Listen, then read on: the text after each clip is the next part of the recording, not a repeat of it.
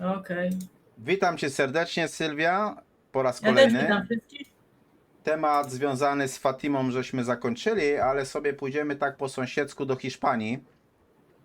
I dzisiaj troszeczkę o innych objawieniach porozmawiamy. E, no właśnie, chciałbym, żebyś przybliżyła troszeczkę te inne objawienia, bo w tych kolejnych objawieniach, o których dzisiaj będziemy mówić, to nie wiadomo, czy tu chodzi o Matkę Boską, czy o anioła, czy u kogo to tak naprawdę chodzi, nie? Fatymie też nie wiadomo już, czy to była Matka Boska, nie wiem. Mhm. Może była, taka dziwna. Mówimy dzisiaj o Garabandal, dlatego że normalnie dla tych, którzy zajmują się objawieniami maryjnymi, Fatima, Garabandal, Medjugorje to jest triada. Garabandal, dzisiaj będziemy mówić o Garabandal. Dla tych, którzy wierzą w to, że w Fatimie naprawdę objawiła się Matka Boska, Garabandal jest dla nich antytezą Fatimy. Normalnie dla tych, którzy nie wierzą, że była tam Matka Boska, jest to kopia Fatimy, tylko nieudana kopia. Ale mniej więcej taki sam ma schemat, taki sam scenariusz jak wydarzenia w Fatymie. Dlatego ci, którzy uważają, że w Fatimie objawia się Matka Boska, twierdzą, że Garabandal jest antytezą, jest zaprzeczeniem Fatimy i ma na celu przyćmienie Fatimy. Głównie. Dodam też, że Garabandal nigdy nie zostały uznane przez Kościół za objawienia. Mimo że w Garabandal istnieje jakieś towarzystwo Michała Archanioła, istnieją jacyś mnisi, którzy się tam zajmują tymi terenami. Są organizowane pielgrzymki na całym świecie do Garabandal, ale nie zostały uznane nigdy. Nigdy nie zostały uznane. I o co chodzi? Garabandal to jest miejscowość w północnej Hiszpanii. Nie mamy mapy, ale może sobie poszukacie sami. W północnej Hiszpanii.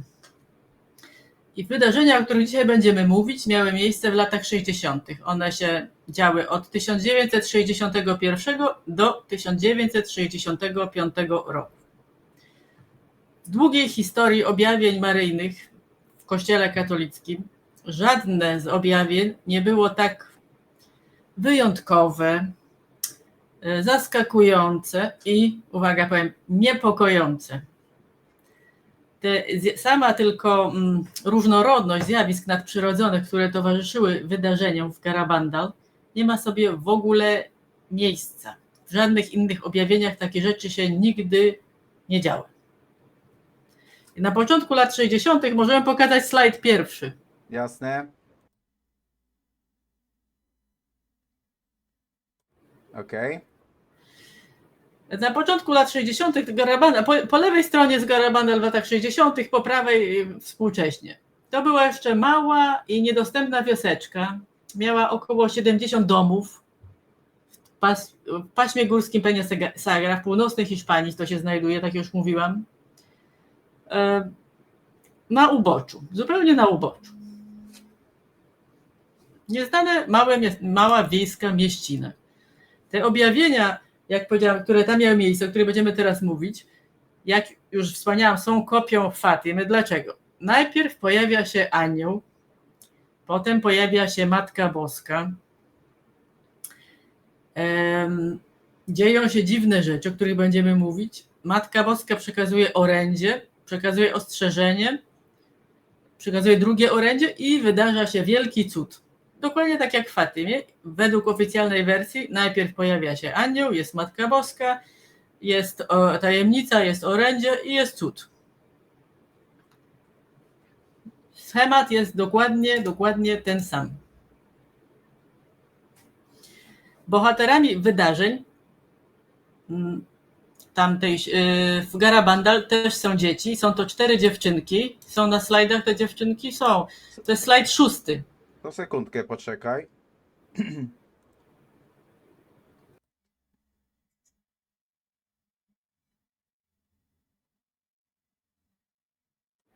Mhm. Już? Tak. 4 dziewczynki. Wszystkie 3 mają 12 lat, tylko Marii Krusz ma 11 lat. Więc one 12 i 11. Główną, bo zawsze jest taka główna prowodyrka, główną prowodyrką tych objawień jest Conchita. Ta dziewczynka w warkoczach. Mhm. I teraz otworzę sobie pamiętnik Conchity, bo ona pisała pamiętnik, oczywiście to jest najlepsze. Conchita pamiętnik jest po hiszpańsku, ja będę tłumaczyć, to mogę też niedobrze po polsku mówić, ale to dlatego, że tłumaczę tak na bieżąco. żywca. Ona pisała ten pamiętnik w 1962 roku, zaczęła 1 listopada i skończyła w drugiej połowie 1963 roku, ale to nie znaczy, że więcej wydarzeń tam nie było. Były wydarzenia później też. Dodam, że tylko jedna z nich nie żyje, wszystkie 3 inne żyją i 3 mieszkały w Stanach Zjednoczonych, a 1 mieszkała w Hiszpanii. A Stany Zjednoczone też ważne. Ta ważna wzmianka, zaraz dowiemy się dlaczego. Conchita zaczyna pisać swój pamiętnik 1 listopada 1962 i zaczyna pisać o tym, że 18 czerwca 1961 roku była niedziela, wieczorem mieszkańcy, jak zwykle w takich małych miejscowościach, mieszkańcy spotykają się na placu, co się nazywa conviviu. Tam się wszyscy spotykają, mieszkają. Convivier, jak to przetłumaczyć na polski? No po prostu takie socjalne życie prowadzą, wioskowe. I nagle Conchita i Mary Cruz postanowiły, że zachciało im się jabłek. I postanowiły iść zrywać jabłka do ogrodu nauczyciela. Zabrały ze sobą 3 dziewczynki, i były to w sumie 3 dziewczynki, 1 odeszła. I w efekcie zostały 4. Mary Cruz, Loli, Conchita i Hyacynta. I one kradły jabłka z ogrodu nauczyciela. Nauczyciel zauważył, że drzewo się rusza. Myślał, że to owce coś robią pod tym drzewem, wezwał żonę. Dziewczynki się zaczęły śmiać i uciekły w takie miejsce, nazywa się Calleja po hiszpańsku, to jest uliczka. I w tej uliczce siedziały, śmiały się, zjadły te jabłka. To była godzina 8:30 wieczorem. I jak je zjadły, Conchita, ta dziewczynka w warkoczach, powiedziała: o, jaki wstyd, teraz diabeł się będzie cieszył, a że my ukradłyśmy jabłka i zjadłyśmy, a anioł będzie smutny, będzie nieszczęśliwy. I zbierały kamienie i zaczęły rzucać kamienie w lewą stronę, bo taki był u nich zwyczaj, że diabeł pojawia się po lewej stronie, więc żeby ten diabeł nie był za bardzo zadowolony, że one zjadły kradzione jabłka, tam rzucały w niego kamieniami. I nagle usłyszały albo szurgot, albo coś na kształt grzmotu. Pamiętacie? W Fatimie też się pojawiały błyskawica i grzmoty się pojawiały. One usłyszały coś na kształt grzmotu i nagle jedna z nich, Conchita, wpadła w ekstazę. Cała trójka patrzyła na nią i nie wiedziała, co się dzieje. Ekstaza to był taki moment, ona była w ogóle wyłączona. Pozostałe 3 zobaczyły ją w takim stanie, myślały, że ona ma jakiś atak i chciały wołać matkę, nie wiadomo kogo, ale nagle potem one też 3 wpadły w taką ekstazę w tej uliczce i zobaczyły anioła. Mamy zdjęcie tego anioła? Mamy. A zanim powiem, ten anioł, jeszcze nie, ten anioł okazał się być świętym Michałem Archaniołem. Ok, to jest slajd 8. Sekundka.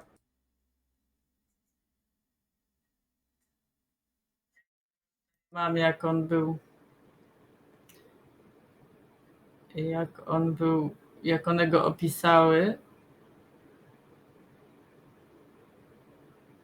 A, już mi się nie chce. Już zginął? Tak. Ten anioł przedstawił im się jako 9-letni chłopiec. Miał długą szatę przewiązaną sznurkiem i miał różowe skrzydełka po 2 bokach pleców i palce. Ręce miał tak złożone dziwnie, że było widać jego bardzo przycięte krótko paznokcie. I to był święty Michał Archanioł. Wiemy, jak w ikonografii chrześcijańskiej przedstawia się świętego Michała. Raczej nie jako dziecko. Nie, 9 slajd. Już sekundka.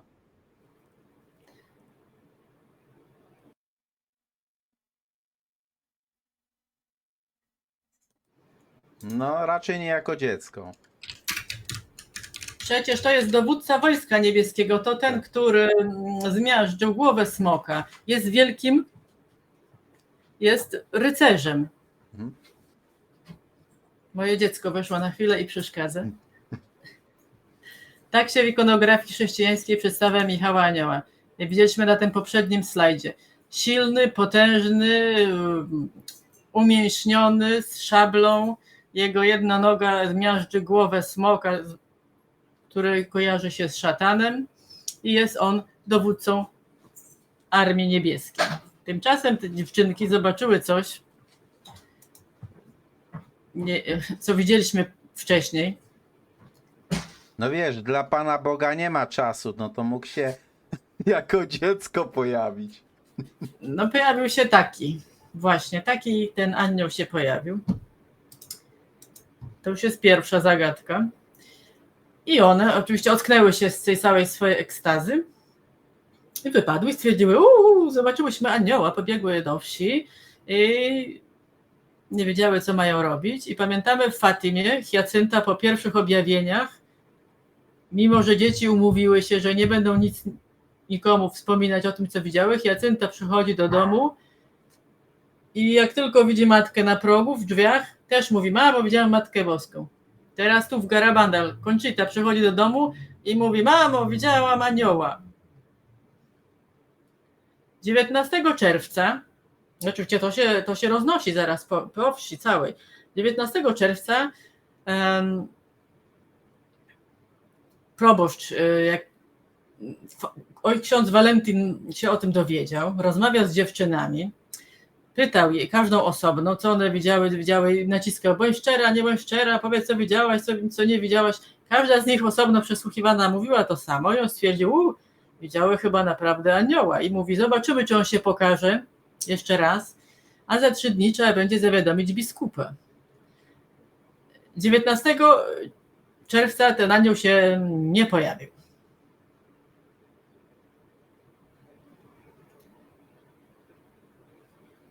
Nie wiem, czy to było 19, czy nie, to było 20 czerwca. One znowu poszły modlić się w to samo miejsce, tam gdzie go widziały. 20 czerwca on się znowu nie pojawił, ale kiedy zdecydowały się iść do kościoła, z tej uliczki, gdzie one były, do kościoła, to jest bardzo blisko, to jest malutka wioseczka, taka mieścinka, więc blisko miały do kościoła. Jak były przy kościele, uklęknęły i otoczyła je dziwna jasność. Nic nie widziały, tylko taką jasność widziały. I miały natychmiast poinformować, umówiły się wcześniej z księdzem, że jak coś takiego wydarzy, poinformują księdza, ale że to było już noc, że już było późno, to nic więcej nie poinformowały.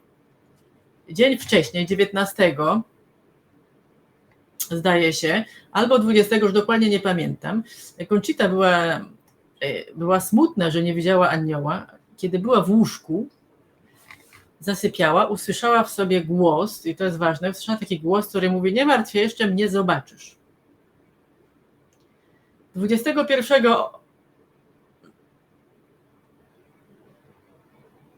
pojawiło się już w tym miejscu więcej ludzi, takich niepewnych, i ten anioł się pojawił.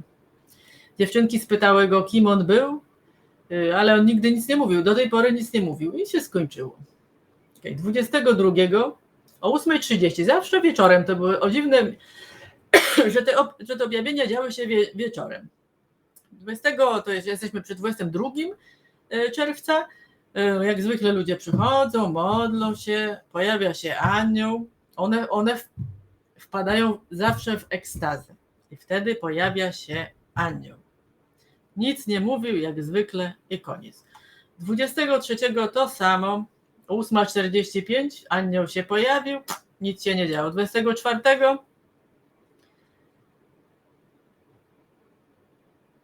pojawił się anioł ten sam, ale tym razem miał pod nogami tabliczkę z napisem konieczne jest, żeby, i pod tym napisem były litery, numery rzymskie, których one nie rozumiały i nie wiedziały, co oznaczają, i nie umiały powtórzyć, co to znaczy.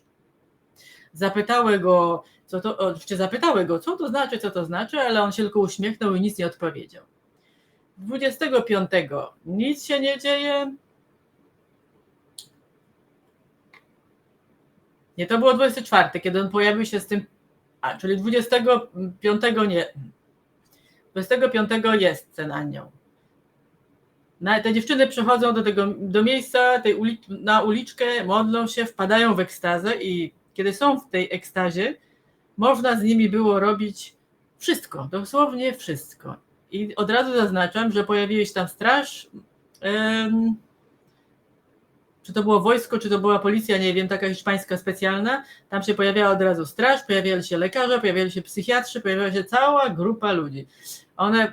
25 jeszcze nie ma takiego szału, Conchita wpada w ekstazę, jeden z lekarzy próbował ją podnieść, jak ona była w tej ekstazie, to jest dziewczynka 12-letnia i nie był w stanie tego zrobić. Podniósł ją na wysokość około 70 cm, 75 i upuścił ją i ona z hukiem, co dziwne, runęła. Nic po niej nie było znać, że w ogóle coś się dzieje. Ten dorosły mężczyzna nie był w stanie jej podnieść, ona spadła, powinna mieć rany na kolanach, ale tych ran nie miała. 26 nie pojawia się anioł, 27 też się nie pojawia, 28 pojawia się, kiedy kończą litanię, pojawia się, uśmiecha się, one go pytają, dlaczego ty się tu pojawiasz, on się znowu uśmiecha, one z nim były około pół godziny. One zawsze mówiły, że jak były w tej ekstazie, to w ogóle nie miały pojęcia czasu. Czas mijał tak jak sekundy dla nich, a to niekiedy w tych ekstazach były po 2-3 godziny. Akurat z aniołem to było pół godziny. 29 to samo się pojawił, 30 to samo się pojawił, nigdy nic nie mówił, tylko miał tę plakietkę z tym napisem. I pojawi się w końcu 1 lipca, to był dzień poświęcony Matce Boskiej. One miały nadzieję, że jak się pojawi, może od razu pokażmy na tych slajdach, jak już się tam rozniosła wieś, to są lata 60., co się dzieje, to do wioski zaczęli przyjeżdżać ludzie. To jest slajdy 3., 4. Możemy pokazać? To sekundka. 3. 3 tak wyglądał, a teraz 4.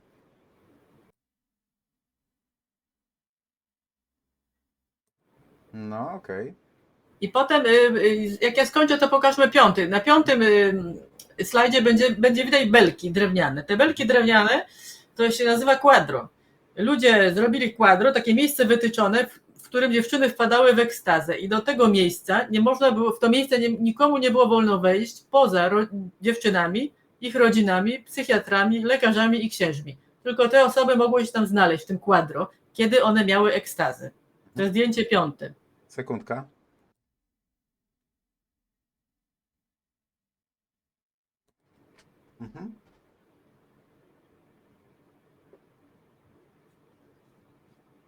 Już? Tak.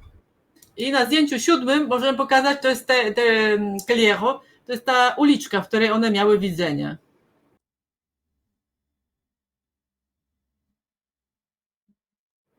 Okej. Czyli jesteśmy 1 lipca. 1 lipca jest to dzień poświęcony Matce Boskiej.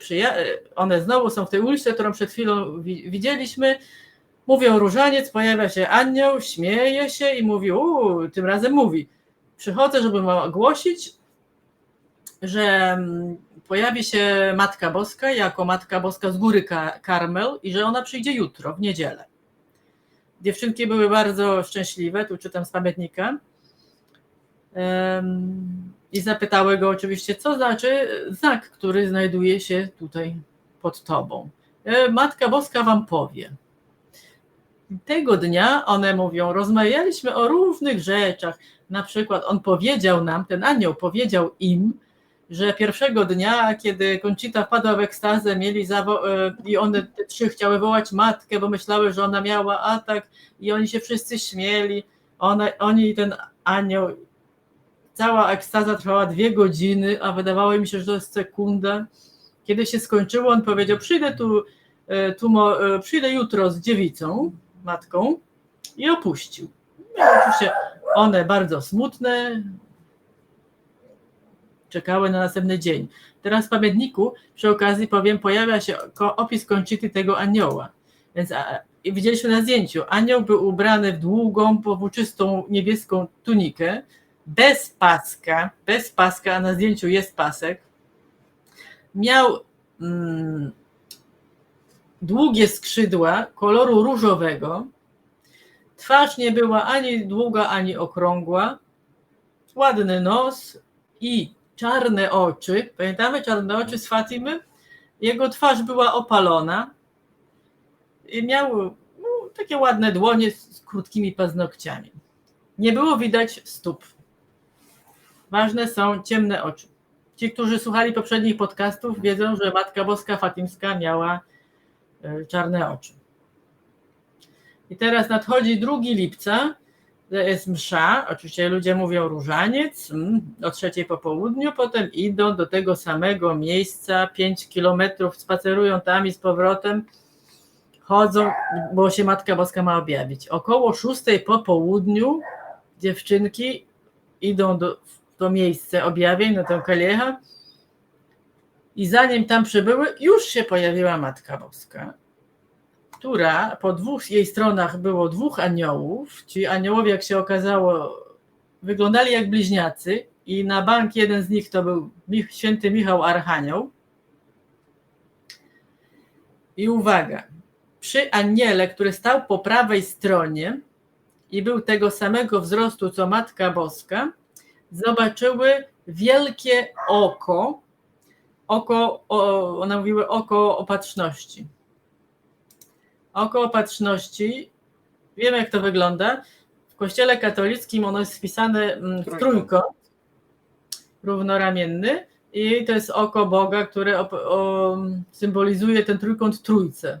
W masonerii też to jest szczególny symbol. W masonerii, ale to oko też było w starożytnym Egipcie. Lewe oko było oko sokoła, prawe oko sokoła, lewe księżyca. W sumie razem to był wszechświat. Było symbolem Boga Horusa i Boga Ra. W masonerii wiadomo, raczej w masonerii też jest kwestia tej opatrzności. Właśnie, to się kojarzy z masonerią, tak jak w Fatymie było mnóstwo masonów, bardziej niż z Horusem czy z chrześcijaństwem.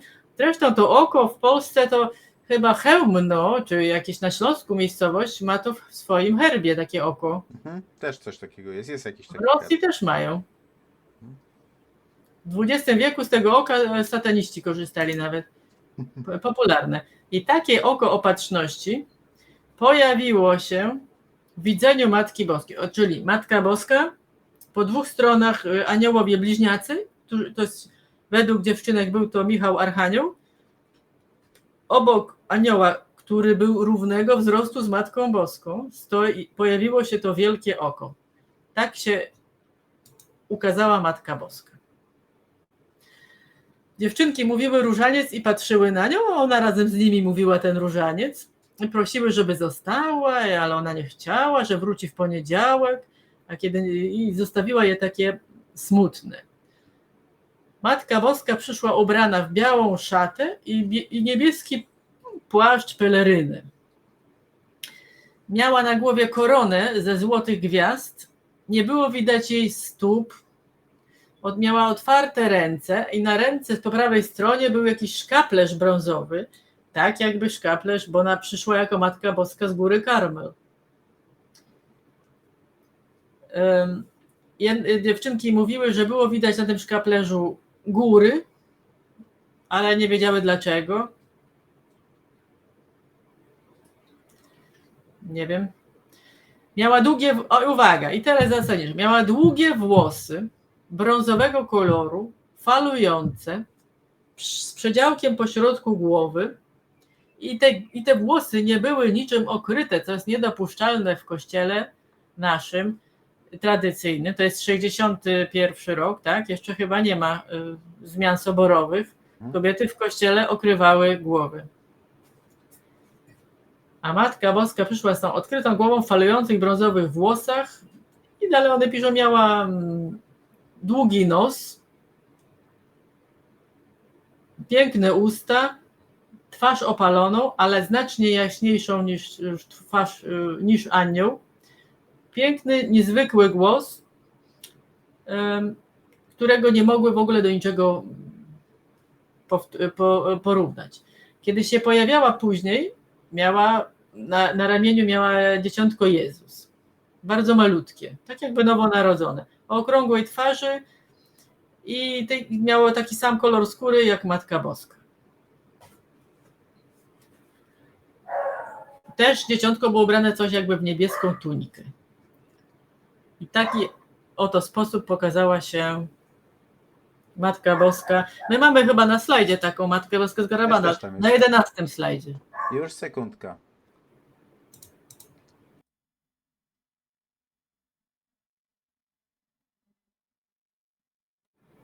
Okej.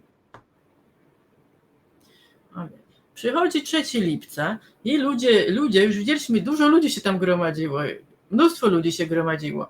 I oni mówią, idźcie zmówić różaniec do tego quadro, który oni przygotowali, bo Matka Boska przyjdzie. W Garabandal Matka Boska pokazywała się kiedy chciała po prostu. A kiedy one wiedziały, że się pokaże? Bo dziewczynki mówiły, że mają 3 wołania. Wołanie to było coś jakby wewnętrzny głos, który one czuły w sobie. Mówiły, że to nie jest głos, one po prostu to czują.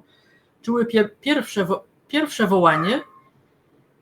To było coś takiego, one opisywały jakby coś wkrótce przybędę, ale wiedziały, że pomiędzy pierwszym a drugim wołaniem minie ponad godzina, więc nie spieszyły się.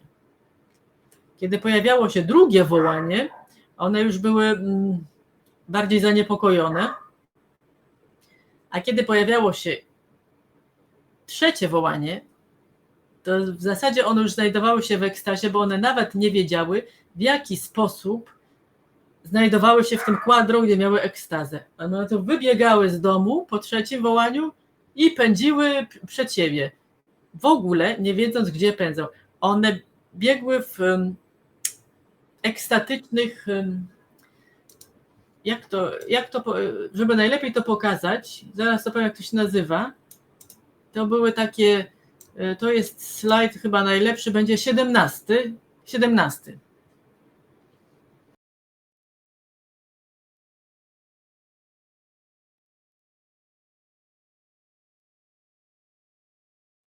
Okay.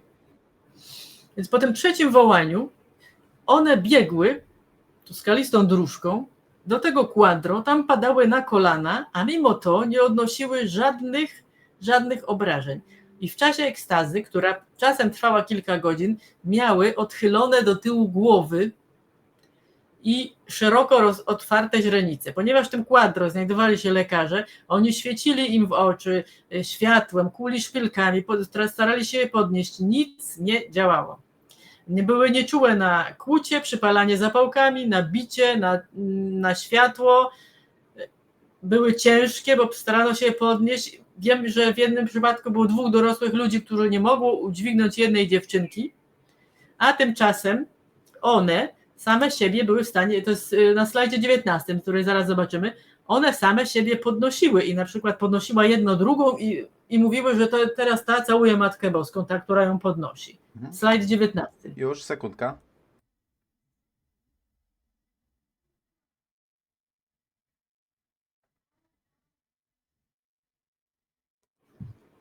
Okej. To były takie marsze ekstatyczne. One w tych marszach potrafiły, to nie tylko biegły do quadru. Późniejsze miejsce objawień to był Lasek Świerkowy. Tam też biegły. One potrafiły biec bez butów czasem gubiły buty, z tymi odchylonymi głowami do tyłu, biegły przed siebie zatrważającą prędkością. Ludzie za nimi biegli, wiadomo, ludzie biegli i to było jakieś bieganie przez jakiś czas. Ludzie się zasapywali, pocili, a one dobiegały do określonego miejsca i nie było po nich widać żadnego zmęczenia. Kiedy one dopadały do tego miejsca, w którym miało być ekstaza, zdarzało się, że z pozycji stojącej upadały do tyłu na wznak i żadnych uszkodzeń ciała nie było widać na nich. Cały czas w ekstazie. Następnie z pozycji stojącej powracały z tej pozycji, przewróciły się na plecy i następnie powracały z pozycji leżącej do stojącej, nie używając rąk i nie podpierając się. Kiedy dwie na przykład upadły w ekstazie, ich ruchy były doskonale synchronizowane. Jeden świadek, jak ona się nazywała? Chyba się nazywała, jeśli się nie mylę, to była Ascension de Luis. 18 marca, wiem, że to było 18 marca, pamiętam, bo jest to data dla mnie ważna, w 1962 roku, kiedy one biegły z wioski w górę po urwistym i skalnym terenie do lasku sosnowego z niewiarygodną prędkością. I czasami dzieci przypominały lecący samolot, ta kobieta mówi. Poruszały się nad ziemią z wyciągniętymi ramionami, dotykając terenu tylko koniuszkami palców. W ogóle żadnej zadyszki. Kiedy przybiegały do miejsca ekstazy, zdarzało się, że padały w dziwny sposób, a jeden raz, zdaje się, to była pisarka hiszpańska, obecna w jednej z takich sesji, jedna z dziewcząt podniosła się, leżąc na ziemi, na wysokość około 70 centymetrów i ta pisarka wkładała tam kijek pod tę dziewczynkę, żeby sprawdzić, czy ona leży, czy nie leży. I nie leżała, bo ten kij tam równo pod tą dziewczynką przechodził. To jest slajd, który to jest slajd? 18. Sekundka.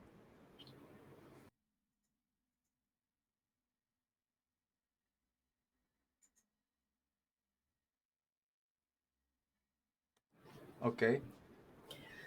Ponieważ uważano, że Conchita to jest taka dziewczynka, która ona manipuluje pozostałymi trzema, jednego razu ksiądz zarządził odseparować ją od innych dziewcząt.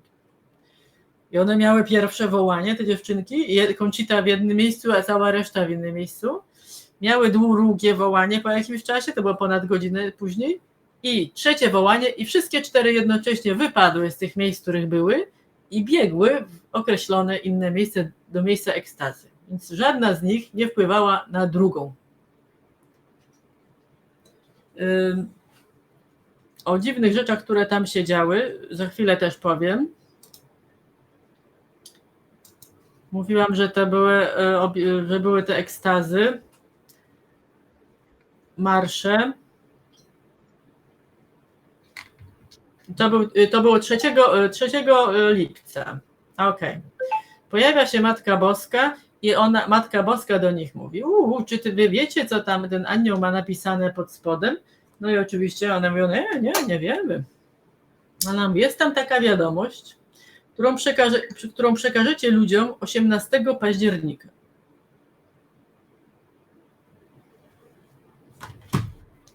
Ta wiadomość jest następująca. Konieczne, żeby się robić poświęcenia, żeby pokutować, żeby odwiedzać Najświętszy Sakrament, ale przede wszystkim, żeby być dobrym. Jeśli tego nie... Ja to tłumaczę na bieżąco, więc jest tłumaczenie podłe. Jeśli tego nie zrobicie, to nadejdzie wielka kara, bo kielich jest prawie przepełniony albo przepełnia się. Jeśli się nie zmienicie, to nastąpi dzień wielkiej kary nad całą ludzkością. I one miały to ogłosić 18 października. Matka Boska powiedziała im też, że to ma być ogłoszone przy wejściu do kościoła.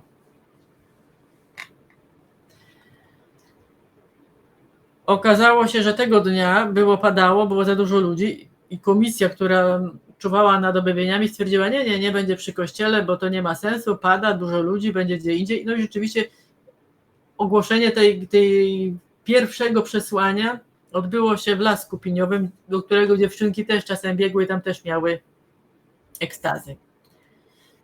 I teraz się zaczyna. W październiku, teraz powiem o dziwnych zjawiskach, które nie tylko o takich ekstazach, jakichś tam padaniach, jakichś lewitacjach, bo dziewczynki też lewitowały, o podnoszeniu się, wynoszeniu się. Nie wiem, czy było widać na zdjęciu 14. Jeszcze tylko powiem, na zdjęciu 14 one cały czas, w czasie trwania tej ekstazy rozmawiały, mówiły i miały te odchylone głowy bez przerwy. To widać na zdjęciu 14. Do sekundka.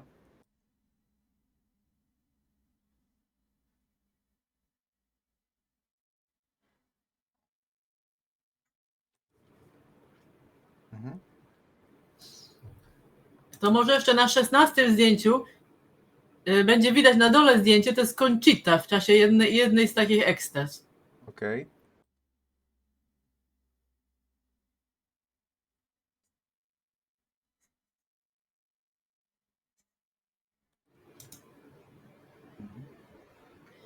Nie wiem, czy było widać 19. Pokazywaliśmy 19 slajd. Sekundka. Na 19 slajdzie widać, jak one się podnoszą. Tak, to pokazywaliśmy. Aha, okej. To teraz Matka Boska się tam pokazała 3 lipca. Przekazała tę wiadomość, którą oni mają przekazać światu w październiku. I teraz takie rzeczy się tutaj dzieją. W sierpniu, chyba to było na początku sierpnia, było 2 braci jezuitów, księży. Był ksiądz Ramon i ksiądz Luis. I oni przyjechali do Garabando, obserwowali ekstazę. Ksiądz Ramon w pewnym momencie, obserwując ekstazę, stwierdził, że jest to tak dziwne, że sam sobie pomyślał, jeśli to prawda, to niech jedna z dziewczynek wypadnie z ekstazy. I jedna z nich wypadła z tej ekstazy, naprawdę. I potem znowu wpadła do ekstazy. I teraz. Często tak się zdarzało, że jedna z dziewczynek wypadała z ekstazy, a potem, kiedy wychodziła z tego miejsca ekstatycznego, a potem jakaś siła z powrotem ją wciągała do ekstazy. Tym razem, jak byli ci księża, ten ksiądz Ramon powiedział, jeśli to prawda, pomyślał, to niech jedna wypadnie i wypada. Chyba Loli wypadła. To był dzień, kiedy nie było Conchity, bo Conchita została zabrana do Santander, bo uważano, że to jest prowodyrka. W tym Santander ona nie miała żadnych ekstaz, a pozostała 3 w Garabandal miała. Co więcej, w końcu ten Conchita, która była w Santander, badano na wszystkie możliwe sposoby, wypuszczono ją do domu i kiedy ona wracała do domu, ludzie wiedzieli, że ona wróci, właśnie idzie ścieżką do domu, bo dziewczyny w ekstazie powiedziały ludziom, że Conchita idzie i zaraz będzie. Ale tego dnia z tym księdzem Ramonem, on potem to opisał w swoich wspomnieniach,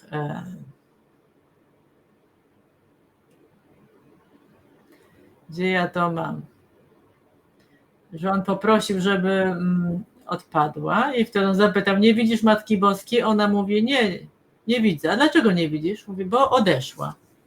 I wtedy powiedział do dziewczynki, mówi, patrz na Hyacyntę, Hyacinta jest w ekstazie.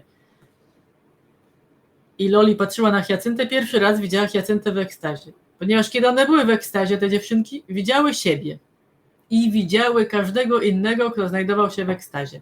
Do tej pory nikogo nie było. Widziały tylko siebie. Więc ta Loli zobaczyła Hyacyntę w ekstazie, pierwszy raz ją widziała w tej ekstazie i się zaśmiała się.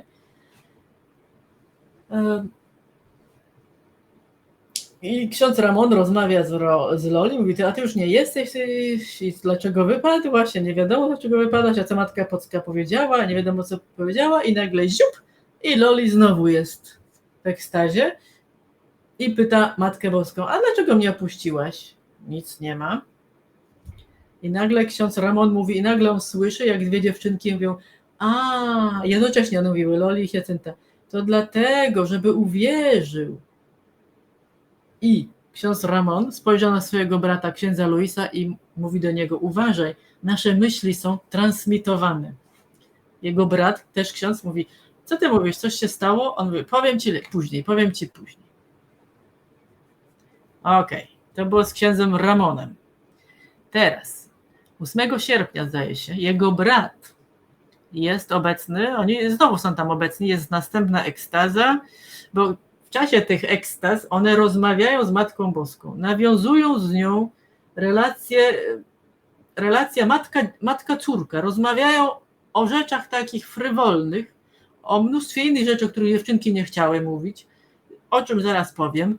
Jest to niespotykane do tej pory w żadnej skali, tylko Medjugorje się z tym może porównać.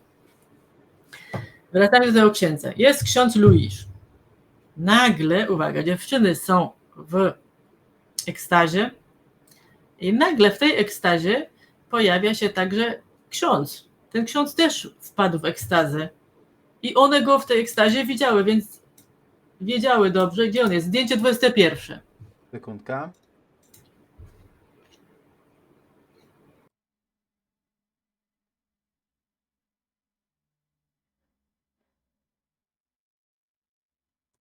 Mhm. Okej. To było 8 sierpnia. Więc one były w ekstazie i zobaczyły, w tej ekstazie widziały siebie, Matkę Boską oczywiście, i zobaczyły tego księdza. I on 4 razy powiedział cud, cud, cud, bo Matka Boska obiecała wcześniej już uczynić wielki cud, oczywiście. I on ten cud uczynił. Potem on z tej ekstazy wypadł, ale tego samego dnia, wracając do domu samochodem, ten ksiądz umarł i mówi się, że umarł z radości, widząc Matkę Boską. Został pochowany. Dziewczyny nie brały udziału w pogrzebie, a mimo to Conchita, zdaje się, dokładnie wiedziała, jak pogrzeb wyglądał, bo Matka Boska przekazała, jak to, kto był, kogo nie było, kto co robił, kto gdzie co kładł i tak dalej. Wielki cud, o którym ja przed chwilą powiedziałam, Matka Boska oświadczyła oczywiście im też, że dokona wielkiego cudu, ale zanim ten cud nastąpi, to najpierw będzie wielkie ostrzeżenie, a następnie będzie wielki cud.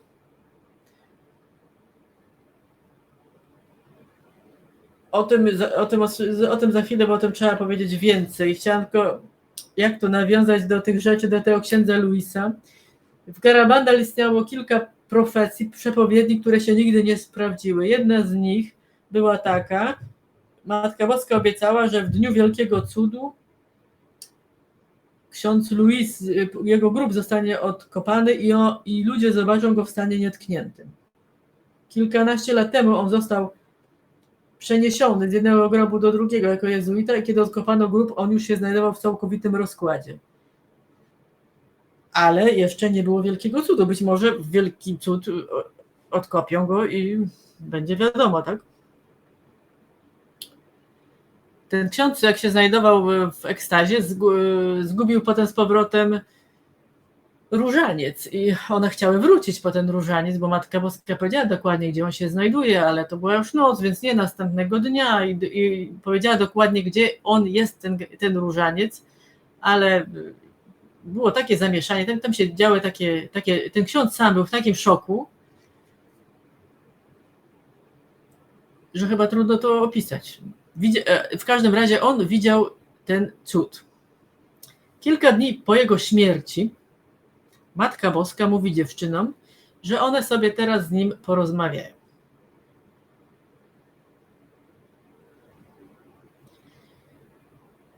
I prawda jest taka, że one go nie widziały. Matka Boska się pojawia tym dziewczynom, mówi, o, dzisiaj nie przyjdzie, przyjdzie jutro. Tak, dzisiaj nie przyjdzie, przyjdzie jutro i tam następnego dnia Matka Boska znowu się pojawia i mówi, oho, dzisiaj przyjdzie ojciec ksiądz Luis, będziecie mogły do niego mówić. I po jakiejś chwili on przyszedł i mówił do nich, ale one go nie widziały, słyszały tylko jego głos. Ten sam głos, one mówią dokładnie ten sam głos, który słyszały, kiedy był żywy. On przekazał informację dla swojego brata Ramona, nauczył ich mówić jakiś słówek po francusku i jak się modlić po grecku, bo to jest dziwne, bardzo często one modliły się w różnych językach.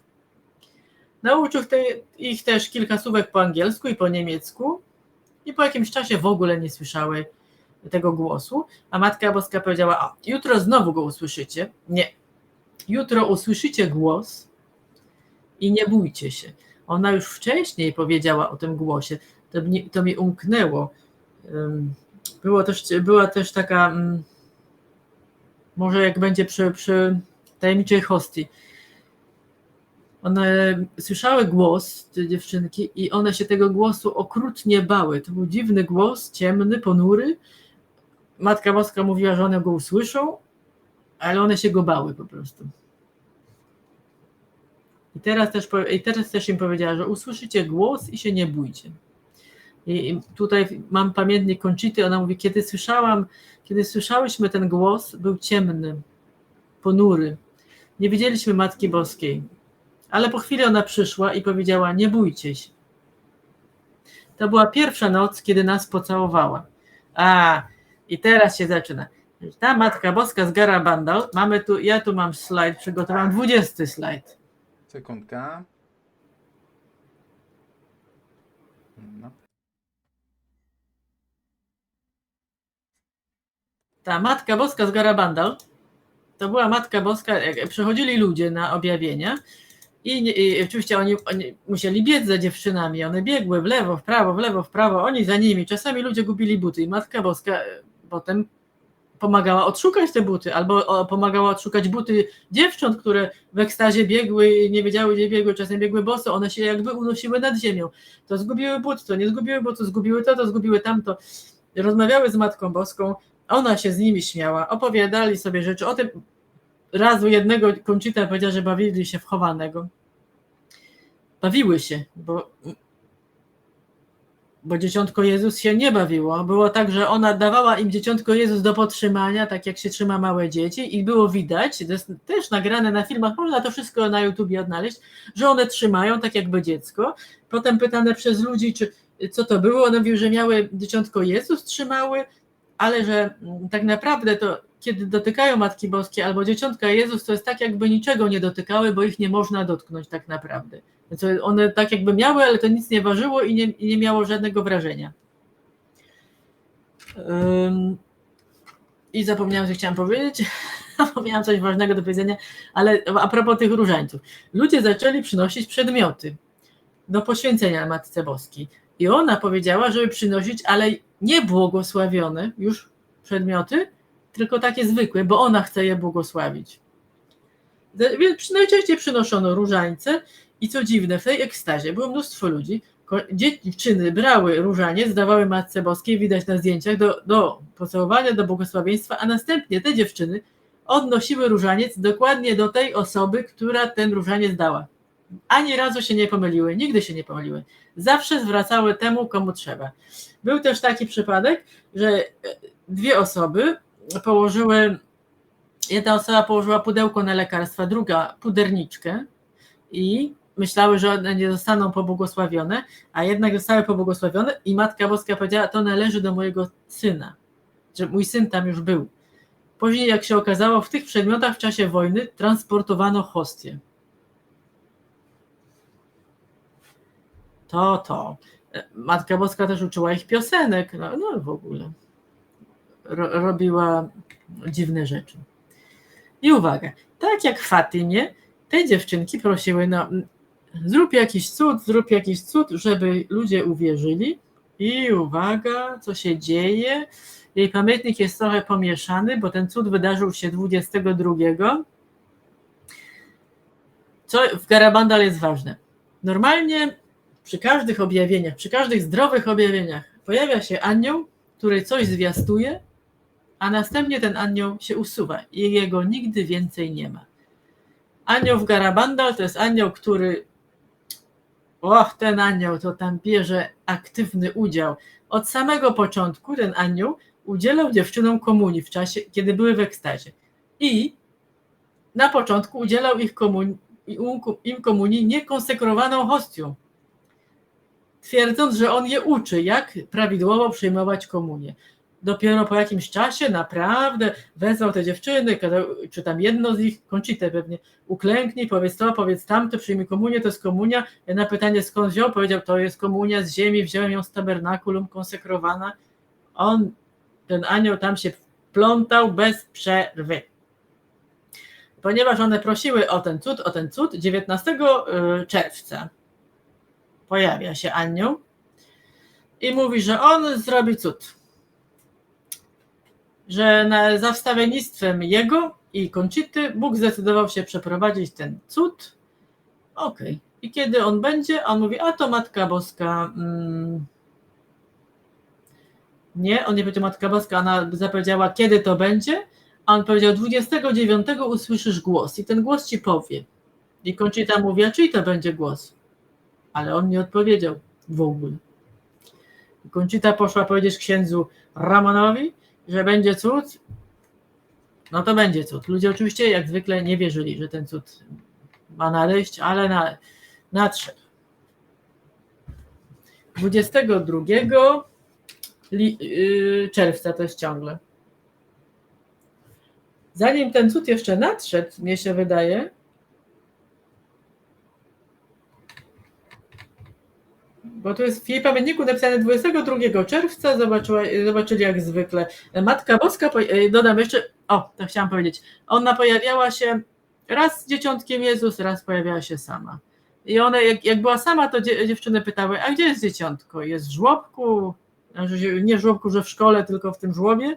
Czy jest gdzieś, czy tam gdzieś? Ona się śmiała i nic nie mówiła, ale zachowywała się. Z zachowania jest niesamowicie podobna do Gospy z Medjugorje. Ma takie samo zachowanie. Więc 22 czerwca pojawia się Matka Boska. Dziewczyny otrzymują komunię od anioła i ten anioł mówi, że dokona cudu, okej. Jaki to będzie cud? On mówi, udzielam ci komunii. I Conchita mówi, no nie, no to taki mały będzie cud, tam się uśmiechnął i tak okej. I ona wraca w pamiętniku do wcześniejszych swoich dni, o których mówiłam, że usłyszysz dzień i to wtedy ten dzień ci powie, kiedy będzie cud.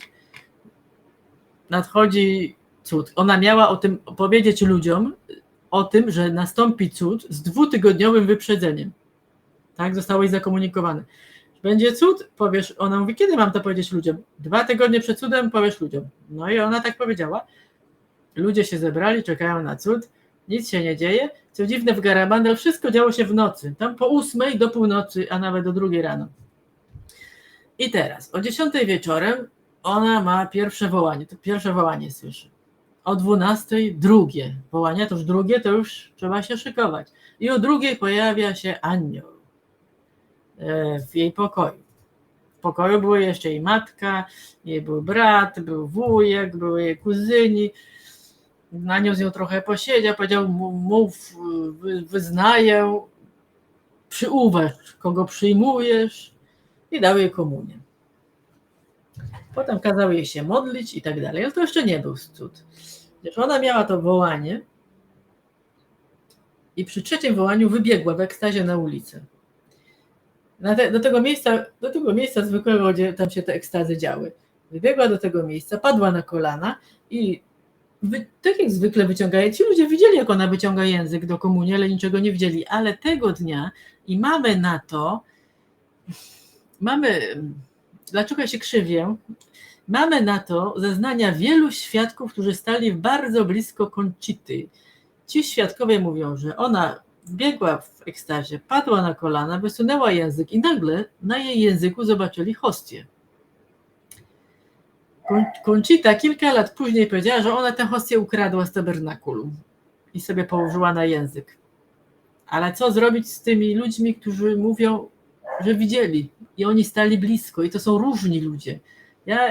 Robili zdjęcia na dodatek. Gdzie jest to? Być może ona sobie to położyła na język, a może nie. Nie wiem. Jest 12 slajd.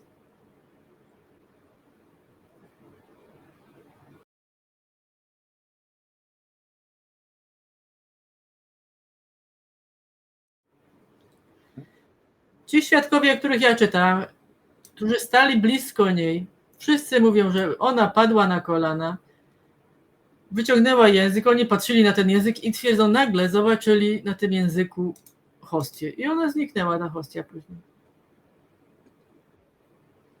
Czy oni mieli przywidzenie? Bo Matka Boska z Garabandal w jednej z rozmów powiedziała im, oj dziewczyny, za jakiś czas zobaczycie, że będziecie sobie przeczyć, przestaniecie wierzyć w te objawienia i będziecie sobie wzajemnie zaprzeczać. No i rzeczywiście tak było później, bo później one już nie wiedziały, czy one naprawdę widziały Matkę Boską, czy nie widziały Matki Boskiej, czy nawet Conchita chciała skontaktować się z jakimiś, no chyba mówiła nawet jakiemuś księdzu, że ona właściwie to nie widziała Matki Boskiej, a może widziała. Mam propozycję taką, ponieważ dochodzimy do godzinki. To już godzina minęła. To jest godzina minęła w bardzo przemiłej atmosferze. Mam taką propozycję, żebyśmy drugą część zrobili dalej, bo tam dużo... Może być. Dlatego, bo ja się trochę rozgadałam, dlatego, że druga część bo to bardzo będzie ciekawe rzeczy są o tych jej przepowiedniach, które oni się dowiadywali. między innymi, i dlaczego w ogóle przez Kościół katolicki to nie zostało, wiesz, To ale i jeszcze jest drugie przesłanie Matki Boskiej, które ogłosił anioł. Są przepowiednie, które się nigdy nie sprawdziły, sprawdziły, kończyły. właśnie. I są, dlaczego Kościół ich nigdy nie uznał? Od samego początku biskup zdroworozsądkowy od razu powiedział nie, nie, nie. I to byśmy wzięli, poruszyli w następnym spotkaniu, myślę. No Co ty rzeczywiście, minęła godzina. A ja myślałam, że tak szybko powiem, a tutaj... No widzisz jak potrafisz hipnotyzować, widzisz jak potrafisz hipnotyzować i wciągać, ale myślę, że tym bardziej jest sytuacja taka, że zaprosimy... A jeszcze, No. kto ma związek z objawieniami z Garawandal i to jest sensacja roku w ogóle, Ojciec Pio. No to tak, to jest druga sprawa, ale myślę, że druga część będzie równie ciekawa, na którą serdecznie zapraszamy. Ja tutaj też wrzucę pod naszym filmem link do publikacji Sylwii, do której zachęcam, żeby zajrzeć i zamówić u Sylwii, bardzo fajna. A moją książkę, polecam moją książkę, jest na Allegro, najlepiej kupować, albo u mnie bezpośrednio. I z tego co wiem, to się podoba, naprawdę się podoba. Jest ciekawa, jest bardzo ciekawa. Jestem szczęśliwa. Ja tutaj, żeby nie być gołosłownym, to pokażę, żeby było wiadomo, jak wygląda. I to jest fajne wydanie, wydane przez Studiografa z Krakowa. Ładnie Jasne. wydali. Link oczywiście wrzucę i zapraszamy na następne spotkanie, żeby wyjaśnić tą zagadkę z Garabandal. Ja ze swojej strony, Sylwia, serdecznie Ci naprawdę dziękuję. Ja też dziękuję, ja się Ciekawi rozgadałam. jesteśmy Waszych komentarzy. Jak Wam się podoba, to wrzucajcie. Przynajmniej nawet, żeby był komentarz taktyczny i rozsyłajcie do kogo możecie. Im nas więcej, tym więcej będzie osób, do których pewne przesłania trafią. No nie? Dzięki ogromne za Do poświęcony czas. zobaczenia. Trzymaj się cieplutko.